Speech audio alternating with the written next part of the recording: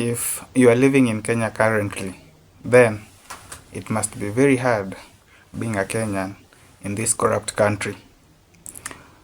We have to start with this current regime of the most corrupt government to ever be in place, from schools to hospitals to corruption being the biggest threat kwa uchumi ya Kenya currently. Now, this government is even proud that they do things and come out publicly to defend themselves without having fear of what the mwananchi mwenye aliwa elect anaweza fanya. They come, defend themselves and ensure that they put the blame on the common mwananchi. If you look at something like schools, the computations for the teachers, they have been stolen for weeks, for years, but the government still is not doing something. Walimu wanaingia into strikes, wanagoma, but the government seems unbothered. Look at the transition from grade 6 to grade 7. Exams zilifanyika.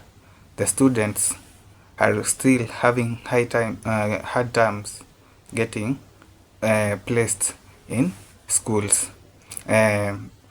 Everything looks to be in shambles. Look at the grade 10. The students still have a hard time transitioning from grade 9 to grade 10. All things looks in shambles. No books for grade 10. No resources for grade 10. The PS looking very immature for his position. This is one of the most inconsistent cabinets to ever be put in the place, and at the end of the day, nobody seems to be caring about what's happening in each system. One specific reason nilikuwa nataka tuongee leo ni history ya SHA. Yeah, the SHA scandal on the 11 billion lost during recently. Hizo revelations zimekam recently, the 11 billion lost. Now, Aden Duale, who is the CS for health, came out publicly to say that they had detected that 11 billion was stolen from the SHA by our hospitals. Ali come out publicly na aka face the disciplinary committee, na ilikuwa ni scandal yenye ili raise alarm over Kenya. SHA imekuwa implemented like a year ago, and ina face struggles zake. Ukicheki sai bado ijakuwa implemented vizuri kwa hospitals. Watu wengi bado wana find troubles ku access SHA kwa hospitals, na ukicheki sai wase wanalipwa ile do wanalipwa inakatwa. Na kumekuwa na news that coming very soon utakuwa unakatwa SHA from your directly to your M-Pesa, na hii may raise big concerns that unaweza katwa money for SHA without your approval, without your M-Pesa pin, na this is something very risky to the common mwananchi. Now, 1 year down the line, SHA iko implemented na hakuna kitu ime work out very. Hospitals seems to be struggling. Doctors bado wako in strikes, but all of a sudden 11 billion lost, nothing to show, imeibiwa. Na the same people wenye wameibido ni nani? The hospitals zenye zinafaa zikuwe zikisaidia mwananchi ndio zinaibia mwananchi. Mwananchi anapambana, anakatwa from his pockets, but now SHA 11 billion lost, and the CS who is for health seems unbothered. In fact, he seems to be one of the incompetent CS, followed by that one for education. The funny thing the CS for health, who is Aden Duale, comes out publicly in a public television, seems unbothered about what just happened. The same person who said that 11 billion got lost is the same person who doesn't seem unfazed about what's happening around SHA.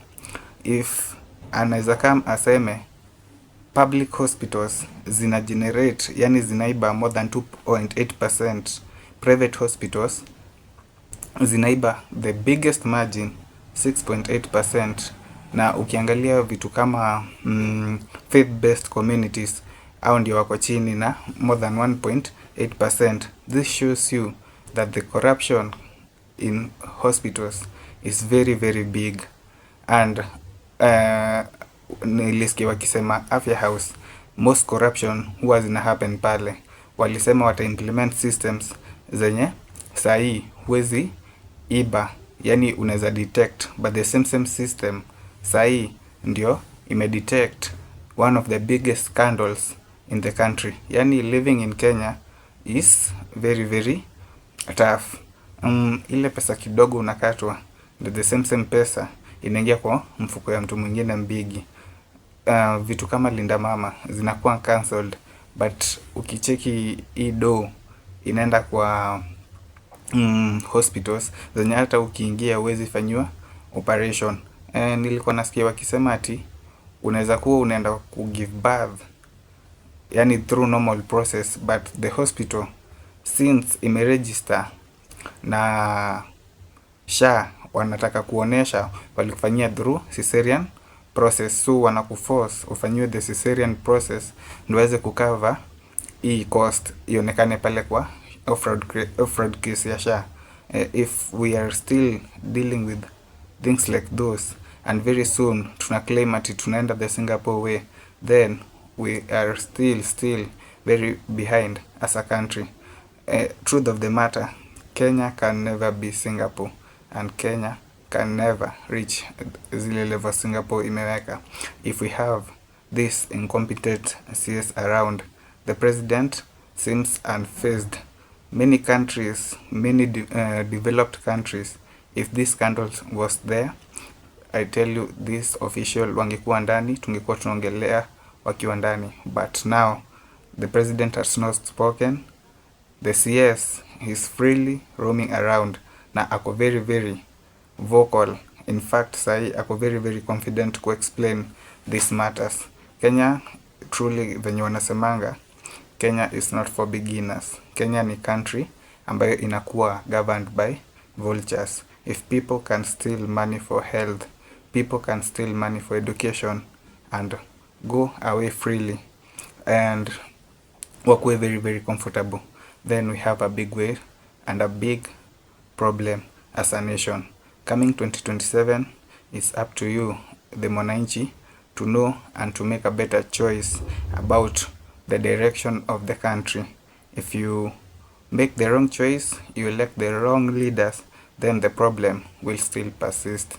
Now, the channel is still NextGen KE. Follow us for more updates about the Kenyan news and how the Kenyan matters are going. Don't forget to subscribe to the channel to get more of our content. We appreciate everyone who has been with us through zile news tumekuwa tukitoa about the Kenyan news. We are very very committed to criticizing leaders wenye they squander the citizens and they don't seem to be unbothered about what's happening with the country. Instead of focusing into developing the country, they are busy stealing and putting economic pressure on the people. Keep it NextGen KE. Subscribe, follow, like, share and comment for more of our content. Goodbye.